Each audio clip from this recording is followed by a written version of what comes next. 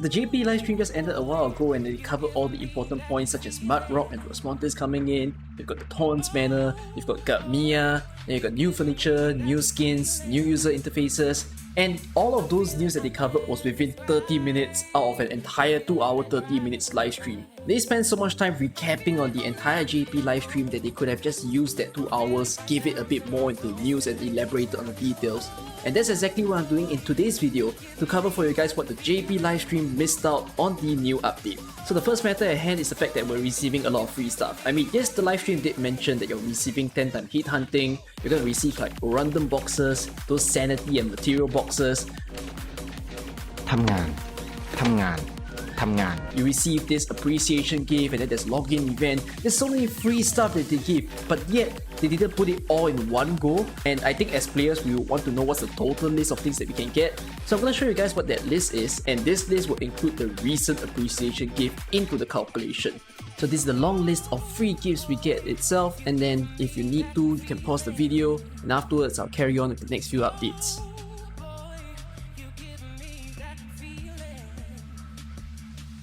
Now this is the interesting part. What in the world is crystal elements? So this is something that isn't talked about. The fact that we have a release of chapter 8, this means that there's going to be new materials. So there's a new tier 3, tier 4 and tier 5 materials. That is crystal element, crystal circuit and crystal electronic unit. Now crystal elements is just like manganese ore and loxic coal. They are farmable only as tier 3 materials, and the best place to farm them is R811 in the coming chapter. Afterwards, you have the tier 4 material, which is crystal circuit, and it's quite an expensive one.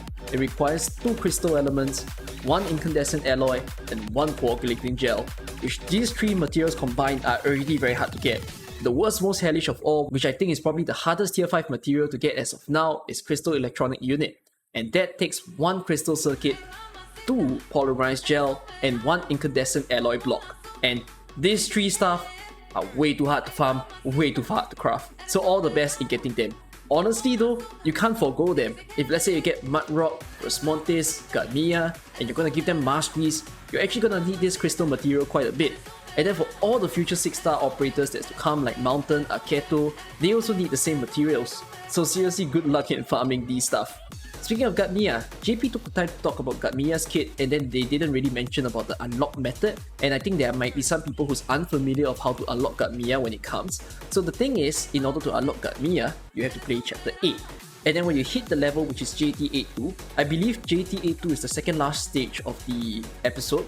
So when you are playing that level, you actually have to play the level with an Elite 2 Amiya. You hear me right? Elite 2. So if your Amiya is not promoted yet, you're not gonna have anything to happen.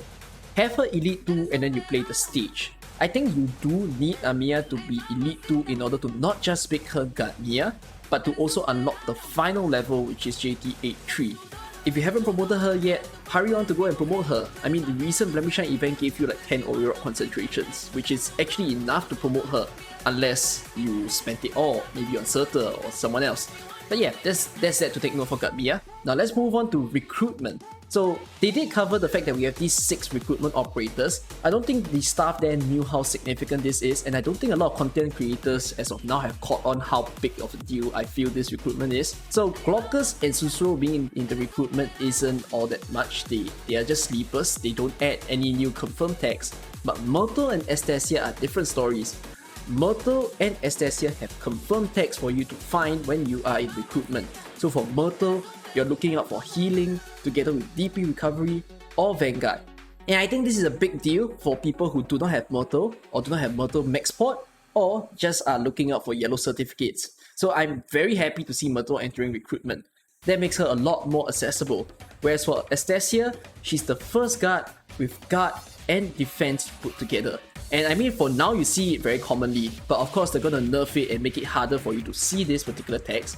But just take note, because I think this is gonna be very easy to miss. They're gonna assume that a lot of people will forget this and think that guard defense is no one. So guard defense is Estasia along with DPS defense. Because DPS defense used to only be Vulcan, and now with Estasia in, there's a 50% chance of getting the 2.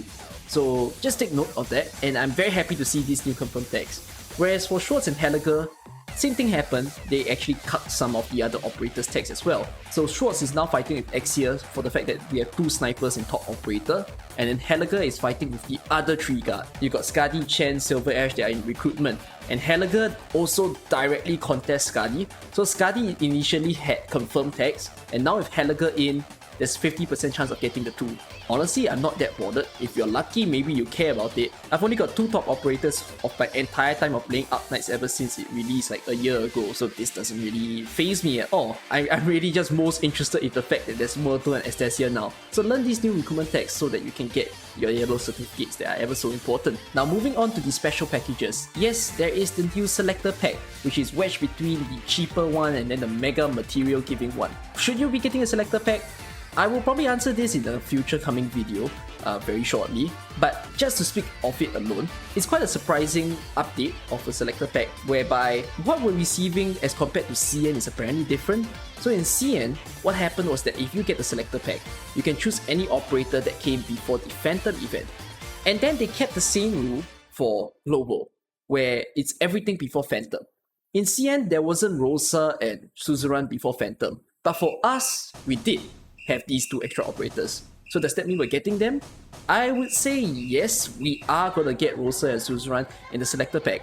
So if you haven't gotten them yet and you want to get them, just like me who don't have Suzerain or I have my pot 5 Rosa for some odd reason, you can see the video that I'm linking here as to why I got pot 5 Rosa. If you don't have them, I would say probably this selector pack becomes more tempting. But yeah, I think it's quite interesting to see that we see something different from CN. Makes Global feel a bit more exclusive, I guess. And I think that's all the special stuff that is covered on the live stream. The last part that I want to put is, what is our future timeline? So the thing is, this appreciation event was originally supposed to happen 6 months after anniversary. At least that was what happened for CN. And for us, we received it only 4 months after anniversary, which is really fast of them to update as such. Does that mean we're going to get the 2nd anniversary event that CN is about to experience much earlier? Because it looks like all the events are being squashed forward. To me, no, I don't think we're gonna receive Passenger and the Limited Operator and whoever the 6-star is with this Limited Operator afterwards. I think these 3 are going to be fixed specifically for 2nd anniversary Global. And then we're gonna receive the same situation as Dark Knight's Memoirs and the W event, where every other side story after 2nd anniversary will be pushed forward. We will probably be getting our half-year anniversary as Nian rerun along with Dusk. And then afterwards, we will experience all the side stories that happen after that, including Rainbow Six Siege, if that comes to Global by the way, and then everything else behind, and whatever after Passenger. I mean, who wants Passenger, right? Are you? But I'll take more time to cover about the future timeline of Arknights in another video as well. But if not, I think that's all that I want to cover for today. And if you like the video, like button's over there, go and hit it. And if you like it even more, please subscribe. Alright, I had fun making this video. I will see you guys in the next one. Have a good day. Bye bye.